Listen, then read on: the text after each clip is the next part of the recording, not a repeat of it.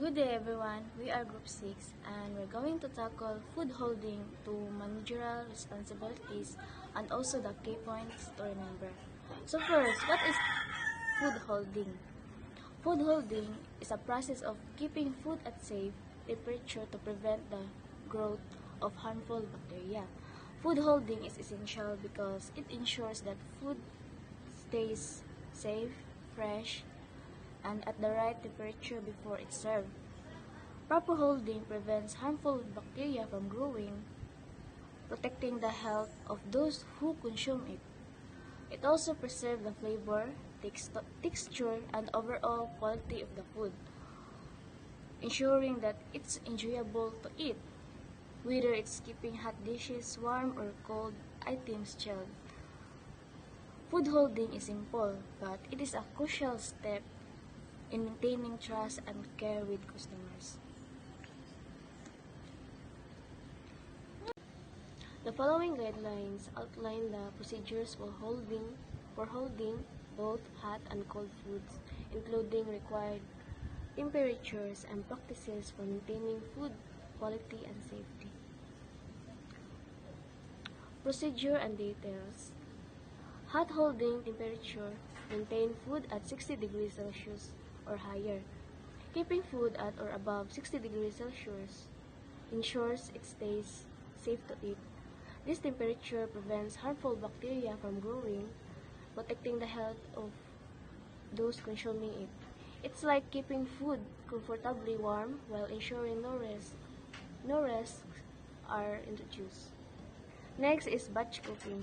Prepare and cook only as much food as needed to avoid overholding. Cooking in smaller amounts reduces waste and ensures food is served fresh, not sitting too long and losing its quality or safety. Think of it as preparing just what's needed, so everyone enjoys their meal at its best. Next is equipment. Use hot folding equipment that keeps food at 57 to 60 degrees Celsius or higher. Hot holding tools like warming trays and steam tables are designed to maintain food at safe temperatures. They act like a protective blanket of heat, ensuring food stays warm and ready to serve. Next is manufacturer instructions. Follow the equipment's manufacturer instructions.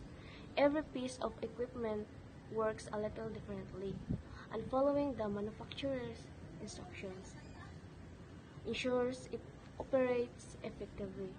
It's like reading a manual for a new gadget to make sure you're using it rightly. Next is covering food. Covering food: keep foods covered to retain heat and prevent contamination.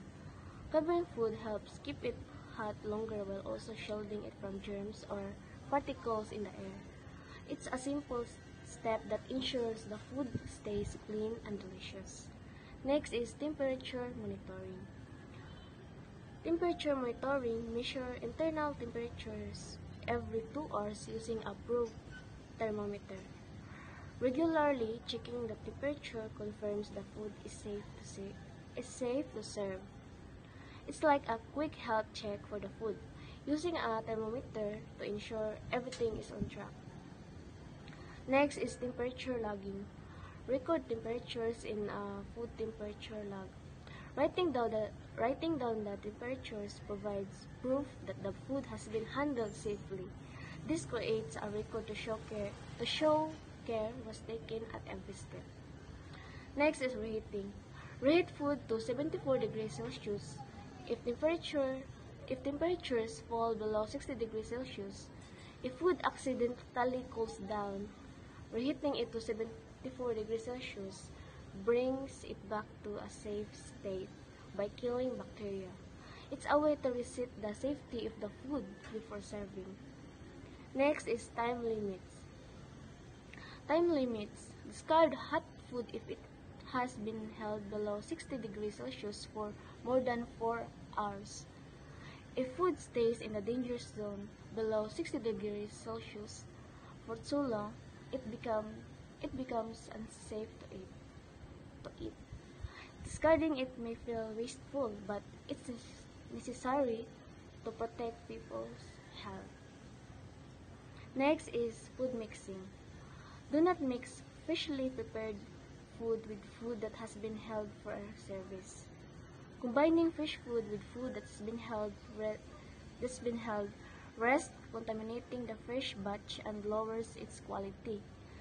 It's about keeping the best and the freshest food for everyone. Next is raw food addition. Avoid adding raw food to cooked food to prevent contamination. Adding raw ingredients to cooked food introduces bacteria, undoing the effort to make the food safe.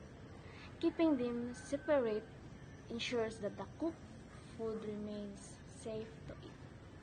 Lastly, stirring food. Stir food regularly to ensure even if heating rather. Stirring helps heat distribute evenly, so there are no cold spots where bacteria could grow. It's a simple way to ensure every bite is equally safe and warm. Next is holding cold food. Holding cold food is essential to maintain its safety and quality by keeping it or below 41 degrees Fahrenheit, 5 degrees Celsius, which prevents harmful bacteria from growing. This ensures the food remains fresh, safe to consume, and enjoyable for longer periods. Cold holding temperature. Maintain food below 5 degrees Celsius. Keeping food below 5 degrees Celsius ensures it stays safe by slowing bacterial growth. Think of it as giving the food a protective chill to keep it fresh and safe for longer. Next is equipment. Use cold holding equipment that keeps food below 5 degrees Celsius. Cold holding equipment like refrigerators and coolers is designed to maintain the right temperature. These tools are like the heroes of food safety, quietly working to keep the food fresh. Next is temperature monitoring. Measure internal temperatures every 2 hours using a probe thermometer. Regularly checking the food's internal temperature ensures it stays in the safe zone. It's like keeping an eye on your refrigerator to make sure it's doing its job. Next is temperature logging. Record temperatures in a food temperature log. Writing down temperatures creates a record of safe food handling. This documentation shows care and attention to detail and ensuring accountability. Next is refrigeration. Refrigerate food immediately if temperatures rise above 5 degrees Celsius. If food warms up, it's important to refrigerate it quickly to stop bacteria from growing. It's like hitting the reset button to keep the food safe. Next is contaminant protection. Protect cold food from contaminants using covers or food shields. Covers or shields keep cold food safe from dust, germs, and other contaminants. They act like a protective barrier, ensuring the food stay, stays clean and safe to eat. Next is time limit. Discard cold, potentially hazardous foods after 4 hours if they have not been held below 5 degrees Celsius. If cold food spends too much time in the danger zone above 5 degrees Celsius, it becomes unsafe to eat. Discarding it may seem wasteful, but it's a vital step to protect health. Next is food placement. Place cold food in pans or on plates, not directly in ice, except whole fruits and vegetables. Keeping food of direct ice prevents it from becoming soggy or contaminated by melted water. Whole fruits and veggies are fine on ice. because their skins act as a natural barrier. Lastly, ice use. Use self-draining ice for display. Wash and sanitize drip pans after its use. Self-draining ice prevents food from sitting in cold water, which can lead to contamination. Cleaning drip pans ensures a clean and sanitary display for the next use. Managerial responsibilities.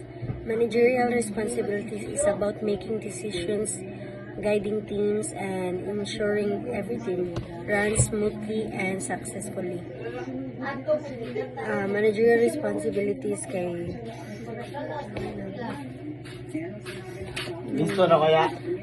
these responsibilities overlap and work together to achieve organizational goals. Managers need to be skilled in planning, organizing, and leading and controlling, while also being adaptable and responsive to change. Task and details. Log review, follow-up, and record filing. Details. Review temperature logs daily to ensure temperatures and corrective actions are documented. Take necessary follow-up actions based on long reviews and observations. File temperature logs with HACCP records for compliance and references. Food calling. Calling food quickly is important to prevent bacteria growth. So for example, proper cooling procedure are the essential to ensure food safety by the prevent bacteria growth. The danger zone temperature range is 21 degrees Celsius or 49 degrees Celsius, so where bacteria can rapidly multiply. One stage 4 hours method. Procedure and details. Initial cooling. Cool hot cooking food from the 57 degrees Celsius to 5 degrees Celsius with a 4 hours. Temperature monitoring. Take a temperature at the end of the 4 hours period to ensure the food has reacted. 5 degrees Celsius. Reheating. Reheat food to above 74 degrees Celsius. It has had cooling to 5 degrees Celsius within the alerted time. For example, in the one-stage method, hot cooling food must be cooling from 57 degrees Celsius to 5 degrees Celsius within our 4 hours. This is require monitoring temperature in the end of the 4 hours period to ensure it has reactive 5 degrees Celsius. It is food that does not reach its temperature is should be reheated to above 74 degrees Celsius. Two-stage method. Procedure in details. First stage, cool and cooking food from 57 degrees Celsius to 21 degrees Celsius to lower within 2 hours. Second stage, cool food from 21 degrees Celsius to 5 degrees Celsius to lower within an additional 4 hours, totaling 6 hours. Temperature monitoring. Take a temperature at 2 and 6 hours interval to ensure appropriate cooling. Reheating. Reheat food to above 74 degrees Celsius. It has not cooled to 5 degrees Celsius within an alternated time. So for example, the two-stage method involves cooling food in two stage force from 57 degrees Celsius to 21 degrees Celsius or lower within 2 hours. And then from 21 degrees Celsius to 5 degrees Celsius or lower within additional 4 hours, totaling 6 hours. Temperature checks are required to 2 and 6 hours interval to ensure proper cooling. In the foods does not reheat from 5 to degrees Celsius within the totaling time to should be reheated to above 74 degrees Celsius. Hello everyone, I will report the factor affecting cooling speed. Factor: size of food. Thicker or larger item, cool more slow, smaller piece, cool faster. Density of food. Denser food, chili cool more slowly than less dense food. So, container materials. Stainless steel conduct heat away faster than plastic. Use shallow pans for quicker cooling.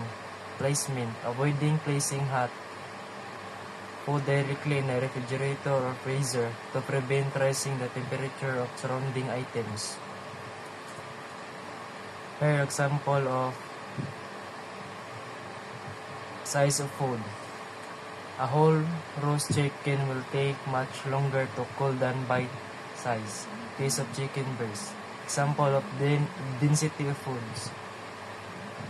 A pot of thick chili will cool down more slowly than bowl of that thin vegetable soup. Example of container materials.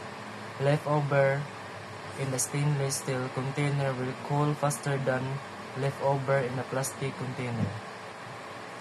Example of placement. Don't put a steaming hot casserole directly into the refrigerator. Let it cool slightly at room. Methods for rapid cooling. Use these methods alone or in combination to cool food quickly. Method. Reduce quantity. Details. Cut large items into smaller pieces or divide large containers into smaller ones. Blast chillers or tumble chillers. Use these devices to cool food quickly before refrigerating.